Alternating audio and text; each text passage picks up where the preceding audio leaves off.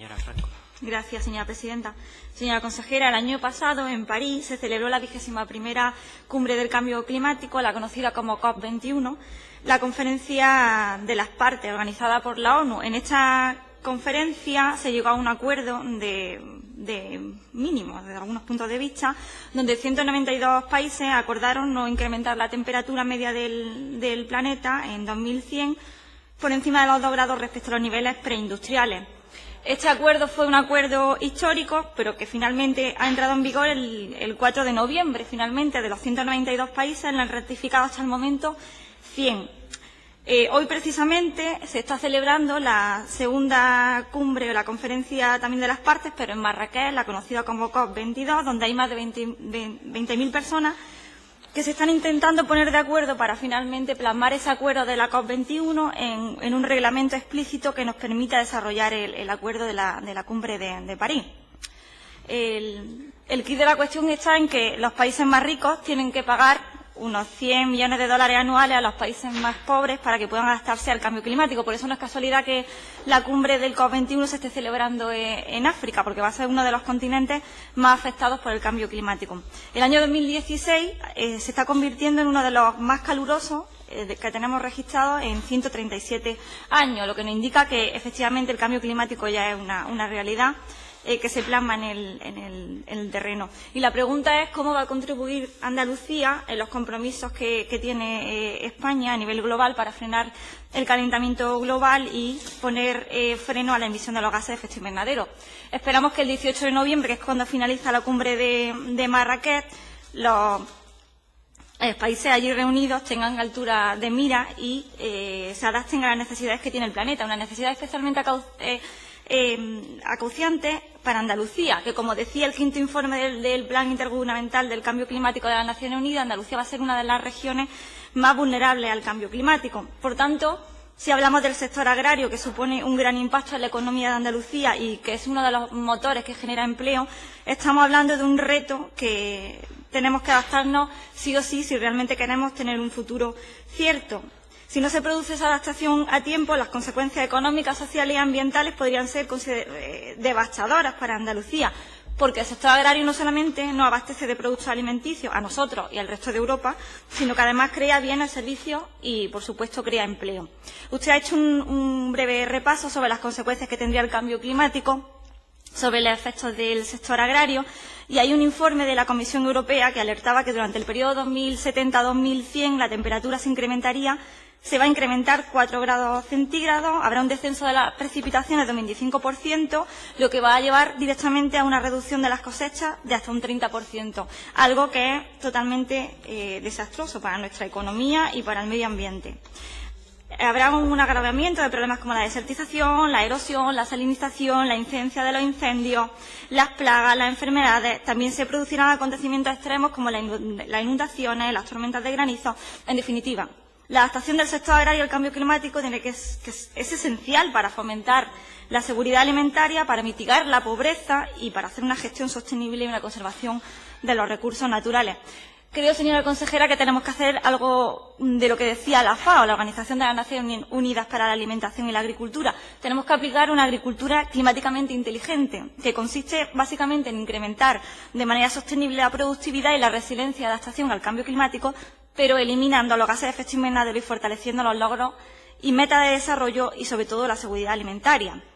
El cambio climático sobre el sector agrario tiene dos caras. La cara de que el sector agrario está incidiendo directamente en aumentar el calentamiento global, porque sabemos que, por ejemplo, los óxidos nitrosos de los fertilizantes nitrogenados contribuyen al cambio climático, igual que contribuye el metano procedente de las explotaciones ganaderas o de los residuos ganaderos. ¿Esto qué quiere decir? Bueno, pues que tenemos que coger esa parte que sabemos que está afectando directamente sobre la emisión de los gases de efecto invernadero e implementar buenas prácticas para reducir las afecciones que tiene esos gases sobre el cambio climático. Por otra parte, el sector agrario es una potencial fuente de adaptación al cambio climático, porque podemos hacer de sumidero de los efectos de los gases, como el de CO2, especialmente los pastos y los pastizales, que en base a un informe también de la FAO indica que representa un sumidero de carbono que puede ser igual o mejor incluso que los bosques. En definitiva, tenemos muchas oportunidades para adaptarnos al cambio climático, pero haciendo un repaso por las medidas de marco normativo y programáticas que usted ha hecho alusión, se ha referido, por ejemplo, al Plan Andaluz de Acción por el Clima 2007-2012.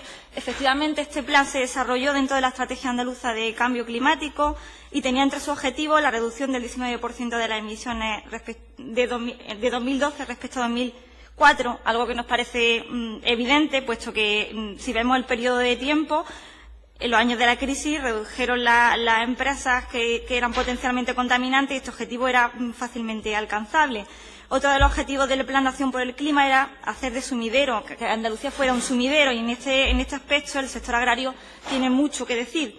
Este plan también contemplaba 140 medidas de mitigación, 48 objetivos y 12 áreas de actuación. Me hubiera gustado, señora consejera, que se hubiera centrado en esa evaluación de la eficacia de las políticas del Plan de Acción del Clima respecto al sector agrario.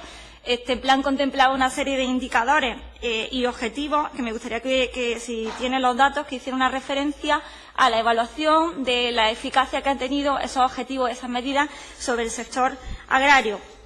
Usted en otras intervenciones había hecho referencia a la Ley Andaluza de Cambio Climático, esta vez no la he escuchado, imagino que lo dirá en la segunda intervención. Respecto a la Ley Andaluza de Cambio Climático, una ley que se esperaba que llegara, que se presentó en 2014, que se esperaba que llegara en el primer trimestre de 2016 al Parlamento y que estamos finalizando el año y que aún no ha llegado. Por tanto, creemos que es una necesidad que su consejería debería también ponerse a trabajar con la Consejería de Medio Ambiente para que la Ley Andaluza de Cambio Climático llegara aquí a este Parlamento lo antes posible. Otra de los marcos normativos del que dispone Andalucía es la Estrategia Energética de Andalucía 2014-2020, que nos parecía una medida muy interesante, sobre todo porque lo que hacía era remodelar el modelo energético para hacerlo más sostenible. Tiene entre sus objetivos llegar a 2020, reducir el 25% del consumo de tendencia a energía primaria, aportar con energía renovable el 25% del consumo final bruto, el autoconsumo, que sea de autoconsumo el 5% de la energía eléctrica, en fin, una serie de medidas que nos parecen adecuadas, pero que creemos insuficientes si no van acompañadas de desarrollos concretos, compromisos transversales de las distintas instituciones del Gobierno de Andalucía. Usted también ha hecho referencia al Plan de Agricultura Ecológica, dotado con esos 301 millones de euros. Le tenemos que decir que nos parece adecuado, pero que creemos que tiene que ser mucho más ambicioso, que en Andalucía existen en torno al 1 millón de hectáreas de producción ecológica, lo que supone el 15% de la superficie productiva andaluza, pero que creemos que es factible que de aquí al año 2025 el 50% de la superficie andaluza se produzca bajo el modelo de la producción agrícola ecológica. Es un objetivo que creemos que debe implementarse dentro de este plan. Respecto a las medidas del PDR, usted también ha hecho una relación de las medidas que hacen referencia a la lucha contra el cambio climático. Especialmente ha nombrado las ayudas agroambientales o las de producción ecológica o las medidas para proteger el suelo de la desertización, de los procesos erosivos, la formación para los agricultores, el asesoramiento, etcétera.